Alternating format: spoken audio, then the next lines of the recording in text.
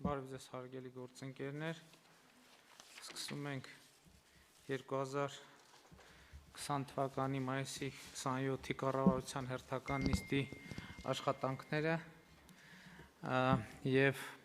նախ ուզում եմ արձանագրել, որ նոր տեսակի կորոնավիրուսի համաճարակի հետ կապված հանրապետությունում ստեղծվել է բավականին ծանր իրավիճակ և մենք ըստ էության գործ ունենք վարակի երկրորդ ալիքի հետ։ Այս իրավիճակի ամենակարևոր առանձնահատկությունը այն է, որ մենք ըստ էության գիտենք այն ձևը, որով կարող ենք կորոնավիրուսի մեր ցուցանիշները հասցնել զրոյականի և այս ընթացքում Պարետատունը հաստատել է ոլորտային կանոններ անվտանգության և մենք խնդիր ենք դրել, որ այդ ոլորտային կանոններից դուրս բերենք համընդհանուր կանոն և փորձել ենք այդ կանոնը հնարավորինս պարզեցնել, որպեսզի ուղերձը մեր քաղաքացիներին հնարավորինս պարզ լինի և կիրառելի։ Ըստ այդմ մեր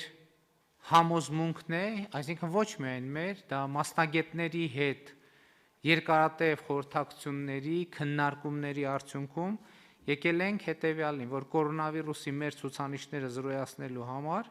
անհրաժեշտ է կիրառել 3 պարզ կանոն. Առաջինը կրել դիմակ, երկրորդը պարբերաբար ախտահանել կամ լվանալ ձեռքերը և երրորդը պահպանել սոցիալական հեռավորություն։ Եվ հետևաբար մեր գործիքակազմի մեջ այսօր կորոնավիրուսի դեմ պայքարի հիմնական խնդիրը մնում է այս կանոնների պահպանումը և մեծ հաշվով հանրային վարքագծի փոփոխությունը, որը համարժեք կլինի համաճարակային իրավիճակին։ Դեռևս 1 ամիս առաջ մենք հրապարակել ենք մեր ռազմավարությունը համավարակի հետ կապված, ասելով, որ մեր խնդիրն է սովորել ապրել կորոնավիրուսի համավարակին զուգահեռ։ Այսօրվա մեր թվերը ցույց են տալիս, որ մենք ցավոք սրտի դեռևս չենք սովորել ապրել կորոնավիրուսի վարակին զուգահեռ, ընդ որում ես ուզում եմ այս խնդիրը ձևակերպել ոչ միայն կարճաժամկետ, այլև երկարաժամկետ առումով, որովհետև ակնհայտ է, որ առաջիկա 1 տարվա ընթացքում գոնե կորոնավիրուսը ներկա է լինելու և մենք անընդհատ ունենալու ենք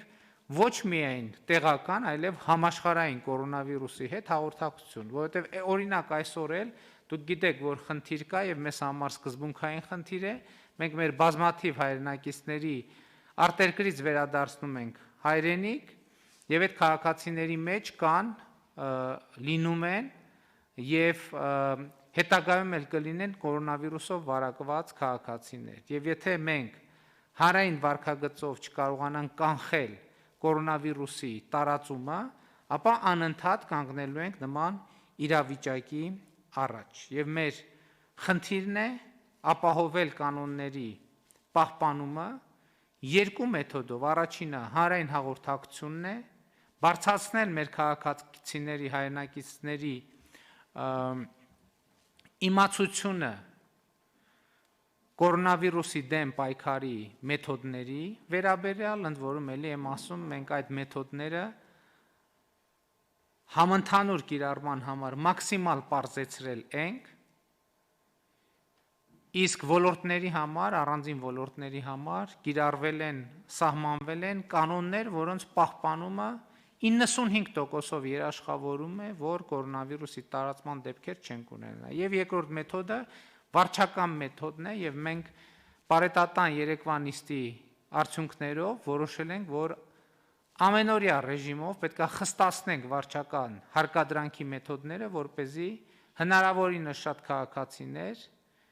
կամ ավելի ճիշտ բոլոր քաղաքացիները առանց բացառության կիրառեն այդ կանոնները։ Եվ ես նիստը սկսելուց առաջ նախ կուզենայի տեղեկանալ, թե մեր տեսչական մարմինները ինչ պատժամիջոցներ են կիրառել, ինչ թվային ցուցանիշներ կան և մեր ոստիկանությունը վարչական քանի տուգանք է արձանագրել։ Պարոն Ասրյան, խնդրեմ, առաջինը դուք ներկայացրեք, թե ինչ պատժամիջոցներ են կիրառվել տնտեսվարողների նկատմամբ։ Շնորհակալություն, պարոն վարչապետ։ Հսկողական վերահսկողական աշխատանքները իրականացնում են 4 տեսչական մարմինների կողմից։